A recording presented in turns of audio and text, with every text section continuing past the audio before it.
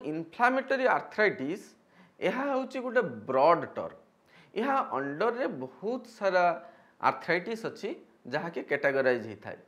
जमीती कि मुझे common common केतोटी ना कहूँ आप शुणी जमीती कि rheumatoid arthritis, gouty arthritis, seronegative arthritis, ankylosing spondylitis, seropositive arthritis, psoriatic arthritis, एमिती बहुत सारा आर्थराइटिस अच्छी जहाँकि आम ब्रॉडली कैटेगराइज करूँ इनफ्लामेटरी आर्थराइटिस ना रे। तो कौन कौन थिले आपण डाउट करेंगे जे ये पेसेंट पाखरे बा जदि आपण घरे बा फ्रेंड सर्कल भितर क्या पाखरे सब सिम्पटम्स देखा जाउची तो आपण थिंक अबाउट इटा इनफ्लामेटरी आर्थराइटिस रो किछि गोटे प्रकार रोग नुहे तो लाइक मोस्ट कॉमन सिम्पटम्स थाई मॉर्निंग स्टिफनेस माने निदर उठिला परे पेसेंट रो फर्स्ट कंप्लेन होची सकाळो निदर उठिला परे घंटे 1.5 घंटा पर्यंत सिवियर जॉइंट पेन थाए एवं तापरे दिन जते गड़ी गड़ी जाए बा घंटे 1.5 घंटा परे से पेन रो मात्रा टिके कमी आसे।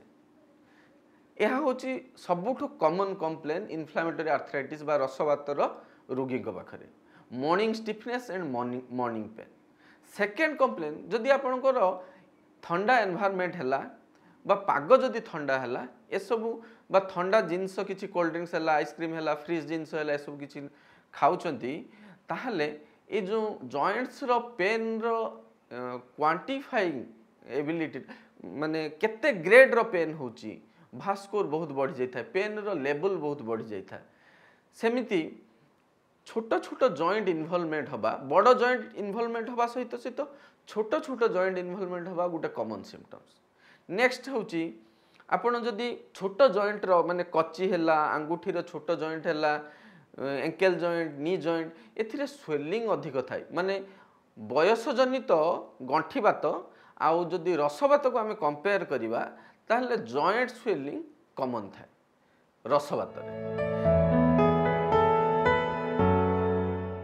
ये जो 3-4 प्रारंभिक कंप्लेन आम केवल डाउट कर ये पेसेंट रो रसबात आक्रांत होता कि नहीं। तो आम पाखे गोटे आर्थराइटिक प्रोफाइल किसी टेस्ट आम रेकमेंड करमती आप जानते सीबीसी एसआर सीआरपी भली अनेक सारा specific test and non specific test for inflammatory arthritis थाए एवं आम ताको डायग्नोसिस करूँ। डायग्नोसिस कला परे आम मेडिसिन दो मेडिसिन देले जॉइंट पेन कम हुए। लोकंकर किंतु गोटे धारणा थाए जे आम जदि मासे 2 मास 3 मास औषध खाई देले ए रोग संपूर्ण रूपे भल हो ना आमको जीवन सारा औषध खाइबा पड़ो। तार उत्तर मु कहि जदि आप इन्फ्लामेटरी आर्थराइटिस आक्रांत अच्छा ताहले आपण को बहुत सारा रेस्ट्रिक्शन भितर जावाई पड़ो। आपण बोन मसल रो जत्न भल नापी पड़ो।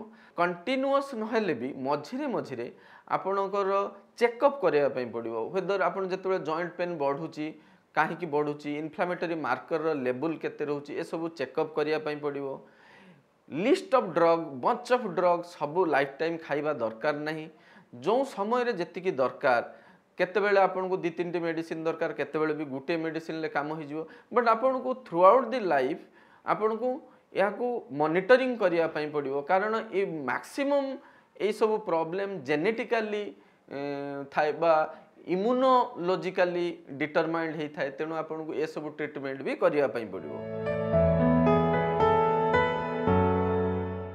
सबुठु इम्पोर्टेंट कथा होची यही सब रोगरे आम देहरे थिबा जो गंठीटी जल्दी नष्ट हो जाए। जमीती आपन एज रिलेटेड आर्थराइटिस है सपोज नी जॉइंट रो आर्थराइटिस बयस जनित जो गंठी बातटी हुए ताहा बहुत स्लो प्रोग्रेसिंग थाए किंतु सपोज से रिमाटॉइड आर्थराइटिस रो कथा जदि कहबी नी जॉइंट बहुत जल्दी नष्ट हो जाए बहुत अल्प बयस नष्ट हो जाए। तेणु जदि आपण बहुत लेट रे ट्रीटमेंट होचंती लेट रे डायग्नोसिस होची बा आपण जेतेबेले ट्रीटमेंट को कंटिन्यूअसली आपण सर्विलेंस रे रहू नाहंती मझिरे मझिरे मेडिसिन बंद कर देउचंती इरेगुलर ट्रीटमेंट होचंती इम्प्रॉपर ट्रीटमेंट होचंती ताहले आपण को गंठीटी बहुत जल्दी खराब हो जाए एवं जेतेबेले गंठीटी खराब हो जाए आमको बाध्य होई रिप्लेसमेंट करिया पई पड़े।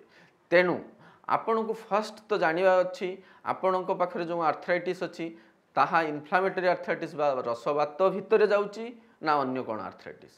सेकेंड आपन को प्रॉपर ट्रीटमेंट हबार अच्छी। थर्ड आपण ट्रीटमेंट इरेगुलर करेंगे ना। सेकेंड टाइम इम्प्रॉपर ट्रीटमेंट ठीक ढंग से जदि ट्रीटमेंट भी न करेंगे भी ताहा भी प्रॉब्लम। एवं जदि ये सब कला परे भी आपण को गंठी किसी खराब हो जाउची ताहले आपण को प्रॉपर सर्जिकल ट्रीटमेंट करी से गंठीटी को भल करिवार अछि। काहे कि ना यह बहुत डिजाबलिंग माने आपण को लाइफस्टाइल को बहुत ही खराब करि दै थाए। तेणु ए सब जदि आपण को पाखरे अछि आपण प्रॉपर एडवाइस प्रॉपर ट्रीटमेंट नेले ही सुस्थ गंठीटी नहीं जीवन यापन करि परिबे। विभिन्न रोगर कारण और निराकरण संपर्क में डाक्तरंग ठारू जानिबा पई स्वास्थ्य प्लस ओडिया रो यूट्यूब चैनल सब्सक्राइब करंतु।